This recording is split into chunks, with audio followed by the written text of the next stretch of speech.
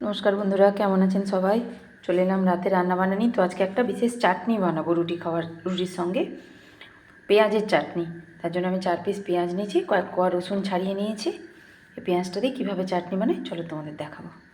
প্রথমে এখানে একটা প্যান বসিয়ে দিয়েছি, কিছু শুকনো মশলা একটু ভেজে নেব, নিয়ে ওটা গুঁড়ো করবো। দেখো আমি কী কী দিচ্ছি ওর মধ্যে।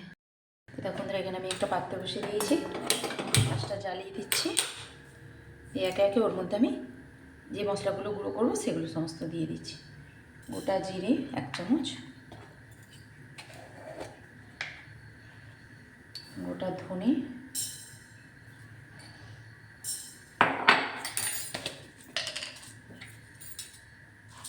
মৌরি দেবো, এটা সুগন্ধটা খুব ভালো আসে।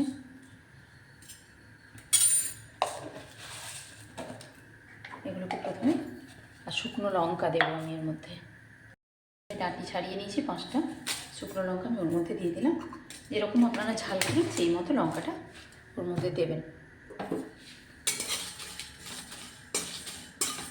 একটু নাড়াচাড়া করে নেবো, বেশ একটা সুন্দর গন্ধ বেরোলে তখনই বন্ধ করে দেবে। এটাকে সেটা পড়েছে।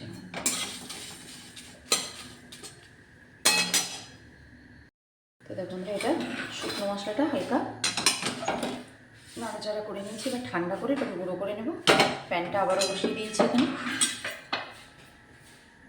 এখানে পেঁয়াজগুলো আমি এরকম পাতলা পাতলা করে একদম কেটে নিয়েছি সুন্দরভাবে। পেঁয়াজগুলো কুচি কুচি করে নিয়েছি। এবারে প্যানের মধ্যে আমি তেল দেব।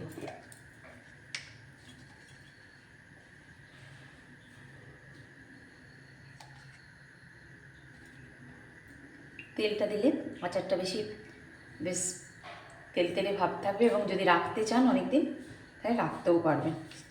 আমি 2 থেকে 3 চামচ তেল দিয়েছি, যেরকম পেঁয়াজের পরিমাণ সেই অনুযায়ী তেলটা দেবেন। ওর মধ্যে আমি কয়েক কোয়া রসুন আমি দিয়ে দিচ্ছি, 6-7 কোয়া। এটা একটু কালারটা চেঞ্জ হওয়া অবধি, বেশি ভাজা করবো না, তবু একটু কালারটা কাঁচা গন্ধ যতক্ষণ না যাচ্ছে ওটাকে আমি একটু ভাজি।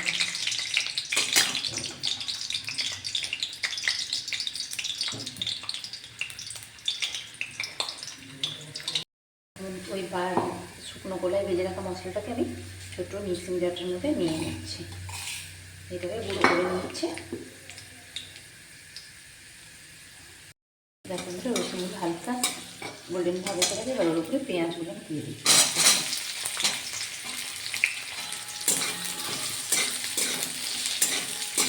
পেঁয়াজগুলো মশলাতে যাওয়া অবধি ভাজা করবো।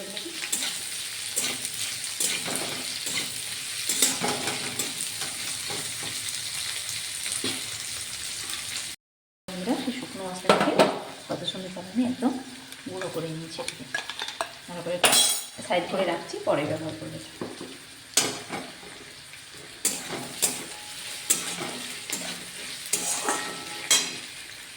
একটা পেঁয়াজের চাটনিটা, একটা রাজস্থানি রেসিপি আমি দেখেছিলাম, তো দেখে আমার মনে হলো বেশ খুব ভালো লাগলো দেখে। তো আমি ভাবলাম আমি অবশ্যই একবার এটা ট্রাই করব।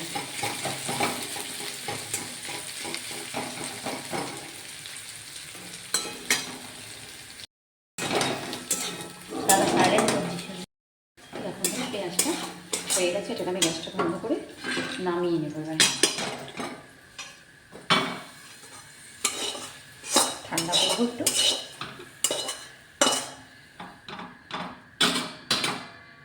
পেঁয়াজ ভাজার একটা খুব সুন্দর স্মেল হয়ে গেছে একটু, তখনই এটাকে নামাতে হবে, এরকম গন্ধটা বেশ ভালো হয়ে যাবে।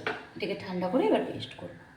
বন্ধুরা এটা ঠান্ডা হয়ে গেছে, এবার আমি এটাকে মিক্সিং বলে ভেজে নিচ্ছি।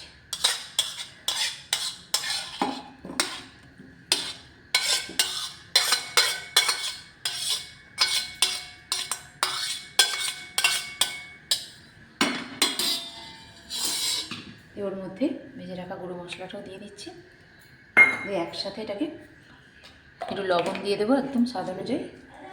এটা আপনারা বিট লবণ বা এমনি টেবিল সল্ট ব্যবহার করা যেতে পারে, বিট লবণ দিলে আরও স্মেলটা ভালো হয়। তো আমি এটাকে পেস্ট করে নিই বন্ধুরা।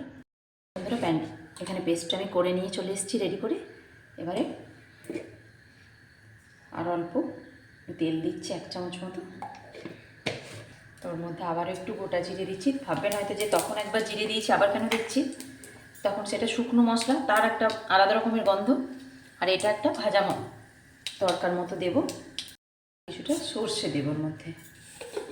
এটাতে যখন সর্ষেটা বেশ ভাজা ভাজা হয়ে যাবে, স্মেলটা একটা আলাদা ছাড়বে, খুব ভালো লাগবে এটা। সর্ষে আর জিরে দিলাম আমি।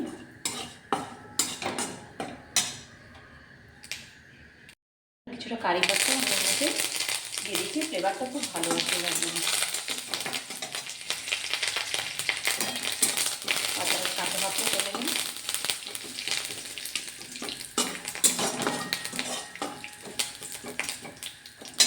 এবার এই পেস্টটা আমি ওর মধ্যে দিয়ে দেবো আবার।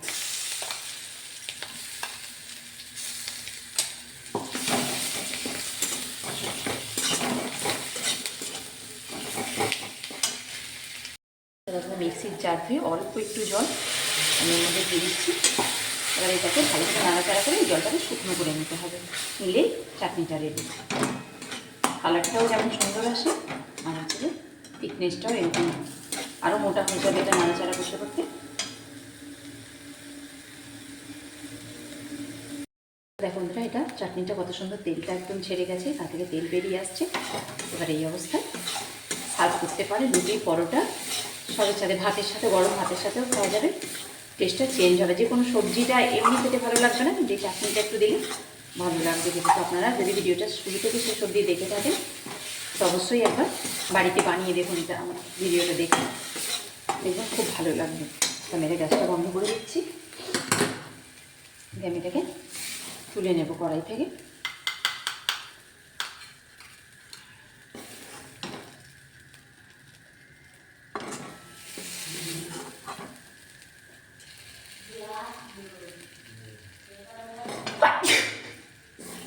নাকে ঝাঁঝটা এখন লাগছে আর কি।